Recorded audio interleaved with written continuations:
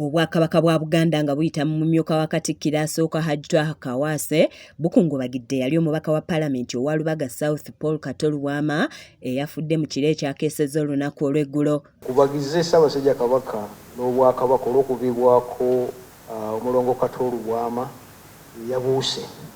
Kitalo nnyo kitalo ddala twakuumye bubi. Enteekateeka tuzisuubira zijja kuba zifuluma. Hajji Kawase asinzidde mu Bulange Mengo bw'abadde atongoza olukiiko olutegese olw'emikolo gy'amatikkira ga Ssaabasajja Kabaka ag'omulundi ogwasatu nga gino gyakubaawo ng'ennaku z'omwezi 31 omwezi ogw'omusanvu. Hajji Kawase ayogedde ku byafaayo by'Obwakabaka n'ategeeza nti yadde nga bwali buggiddwawo Abaganda tebaayigulwa ttama okutuukira ddala lwe bwaddawo era nga tewali kiyinza kubugaana kubaawo. Tetwavaawo lwaki kukuuma ennono zaffe n'obulombolombo bwaffe kyakulemberwamu bajjajja abataka abakulu abo obusolya.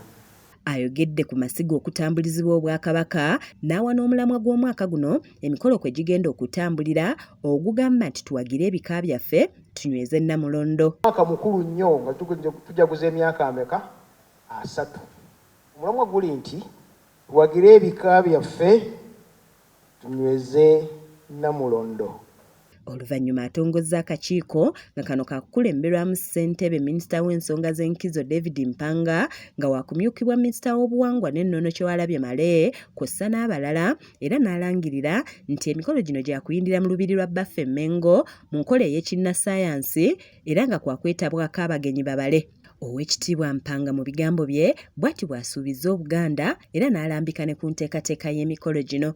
Tweyama okukola obutaweera okulaba nti omukolo guweesa Obwakabaka ekitiibwa mu nkola eriwo ennaku zino. Emikolo gibeera mimpimpi tegiwaawala nnyo naye gibeera nga gigirayo ddala omulamwa abantu n'ekitiibwa eky'Obwakabaka.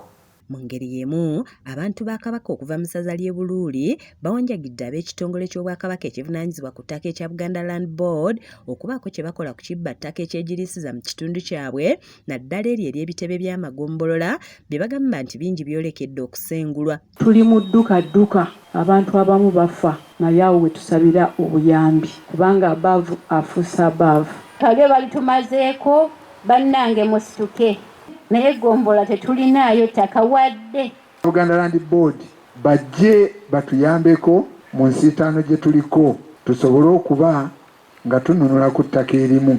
Bino babyanjulidde minisita omubeezi ow'ebyobulimi obulunzi n'obutale mu Bwakabaka bwa Buganda Hajji Miss Kakomo bw'abadde abatikkula oluwalo ku lwa Katikkiro Charles Peter Mayiga ng'enteekateeka eno eyindidde mu bimuli bya Bulange Mengo. Minisita Kakomo wamu ne Ssaabawolereza w'Obwakabaka Christopher Bwanika bagumizza abantu bonna abakyatawaanyizibwa ku nsonga z'ettaka nti Obwakabaka tebutudde era nga bajja kuwangula ensonga eno. Tukozesa amateeka agakyaliwo n'akalimu akamunyeenya akakyakola tulabe nti ffe tuba tukozesa. Kikulu nnyo okuuma bwino kyetwagala bwe tuba tetukifunye leero bwino oyo tuyinza omukozesa enkya ne tufuna kye twagala. Anagitwala ettaka n'ekifuba nga tayise mu mateeka ettaka tebali kisitula essaawa ejja kutuuka buli kintu kiggere nnyini kyo. Kizza Peter yakusakidde eggulire lino ku lwa KSTV agaleero.